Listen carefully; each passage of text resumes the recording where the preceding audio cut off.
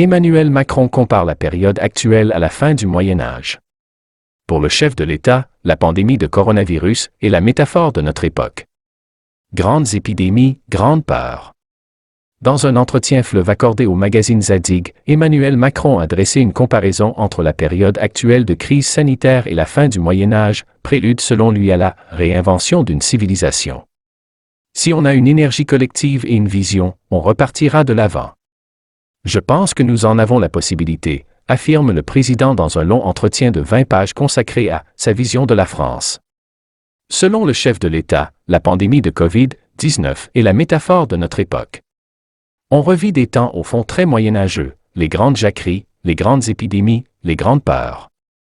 Je relirai la période que nous vivons à la fin du Moyen Âge et au début de la Renaissance. C'est l'époque de phénomènes qui forgent un peuple, je dirais même de la réinvention d'une civilisation. C'est aussi un moment de tension qui travaille le pays, entre un État central et des féodalités. C'est enfin un temps où la question européenne se pose, sans oublier le rapport entre les religions. La capacité à embrasser le futur, à se projeter, est alors déterminante pour le rebond que prend le pays. C'est ce qui me rend très confiant, détaille-t-il dans ce trimestriel qui ambitionne de raconter la France.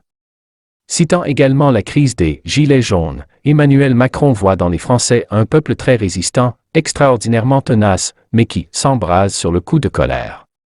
Il défend la réforme controversée de l'ENA, qu'une ordonnance doit entériner mercredi, car la maladie de la France n'est pas la bureaucratie ni le centralisme, mais les corporatismes défendant des intérêts qui protègent l'entre-soi. Amiens, Marseille, la Seine-Saint-Denis. Il est nécessaire, selon lui, de sélectionner différemment pour la haute fonction publique car, quand on vient d'un milieu populaire, et plus encore quand on est issu de l'immigration, il faut 5 à 6 générations pour accéder ne serait-ce qu'au milieu de l'échelle sociale. C'est énorme et, pour tout dire, décourageant.